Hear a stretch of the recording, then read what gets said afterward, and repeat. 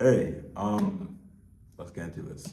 Number one, most important thing of this video is I got Vagabond Volume 5. Got Vagabond Volume 4 a couple months ago, finished it, really great volume.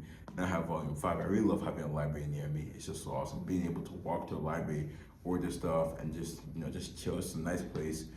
Carnegie Library. Really just amazing stuff in general, I think wherever I end up living in the next like 4 years or so, I do want to have like a library next to me. Just a nice thing to have. It's a cool place. I feel like libraries don't get enough credit, but that's beside the point of this video. The point of this video actually is to talk about the career fair. So the career fair is split up into 3 days. The first day is for engineering students, the second day is for School of Computer and Information students, and the third day is for arts, sciences, government sector. It's just kind of like what's left, really. So oh, I paused there. So the career fair starts on Tuesday and ends on Thursday. So what I did, even though I'm not an engineering student, I went to the first one on Tuesday just to warm up because I felt like if I was really rusty and I didn't know, and I went on Wednesday for the School of Computer Information one, that would honestly suck. So I did that, went to the engineering one, completely sucked. I was completely right about being rusty. But let's take all the experience back. Then on today, Wednesday, went to School of Computer Information one, and that one went much better. Is that proper phrase? Anyways, that one was better than yesterday by far. Got to talk to people, had more casual conversations. I do think I was able to use a better hook because I remember my first hook for last semester was something about superheroes, like, oh, who's your favorite superhero? Can't break the ice, and talk about how superheroes inspired me to get into tech.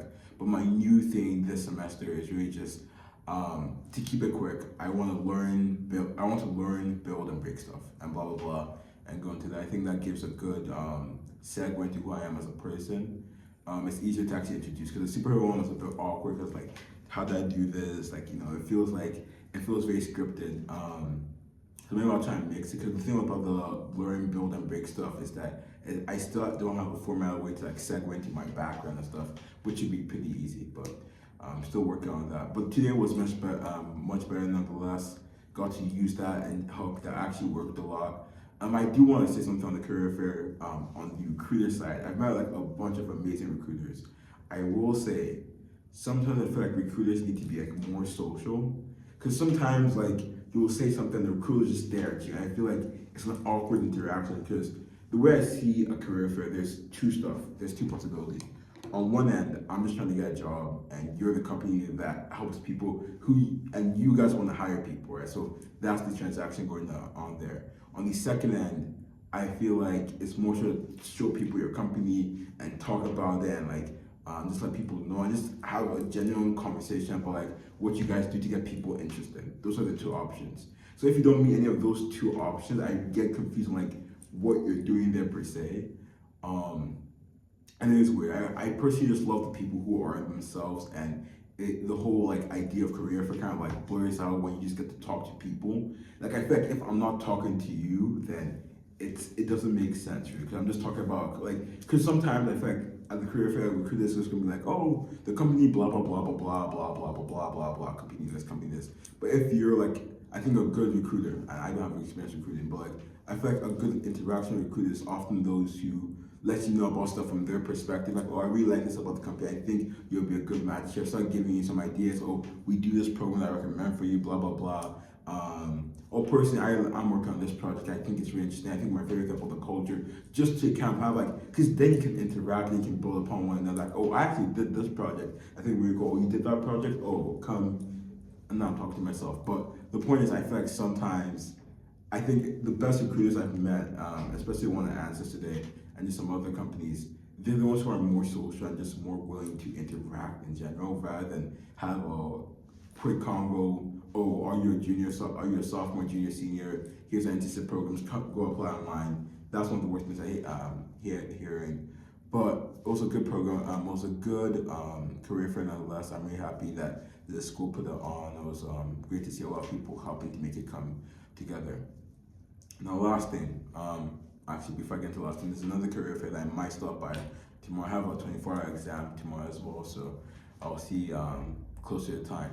But last thing I was thinking of, and hopefully my phone doesn't cut out of recording space or whatever, is I was thinking politics are really stressful. And that's something I've been thinking about in my head a lot due to recent stuff and just stuff in general when it comes to the political landscape. I think the best way I've come to see in my head is I get stressed by a lot of stuff. I think, but like if I'm stressed that my room is dirty, I can just clean it up, right? If I'm stressed that I don't think I'm moving fast enough, I'm in such a good position that if I want to move faster, I can just type a few words, send this email, do this and that, and next time I already have a new role or already have a new project I'm working on, right?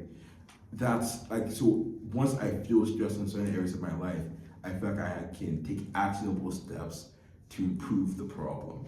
But when it comes to politics, it feels more like, it feels like you're more so like you're waiting for stuff to happen, and that's kind of like the worst feeling I think there is.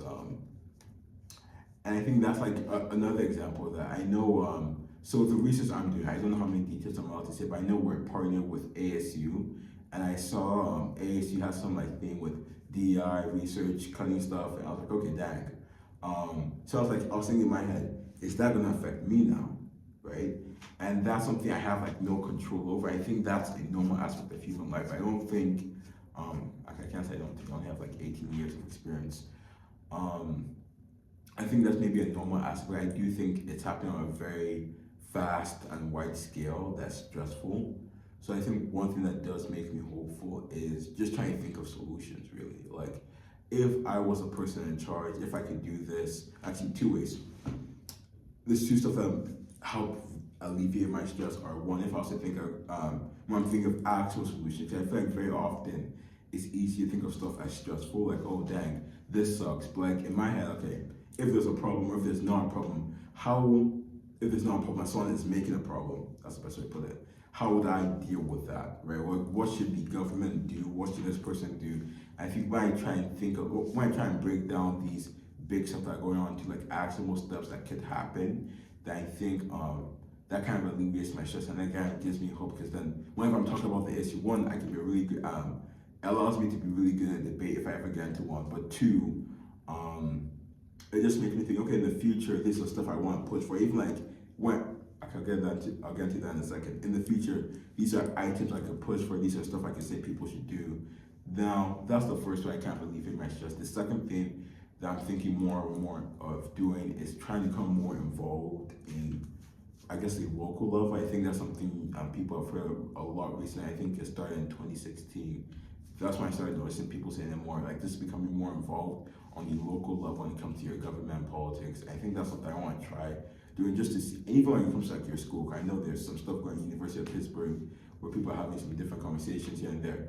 Just becoming involved and trying to enact the change you think will be best for the community is something I want to try doing more.